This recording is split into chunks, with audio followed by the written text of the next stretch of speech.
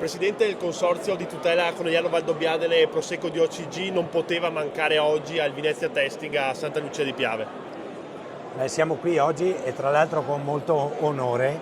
Guardate, oggi qui ci sono tutti i produttori veneti presenti nella guida AIS del Veneto e c'è il meglio ovviamente della produzione del Veneto. Non poteva mancare il Consorzio di tutela di Conegliano Valdobbiadene. Siamo qui a presentare la nostra area, siamo qui a fare percepire il valore immateriale, paesaggistico, la capacità dei produttori di dare origine ad un prodotto stupendo, ineccepibile, di grande valore. Oggi qui la frequenza è importante, diciamo così.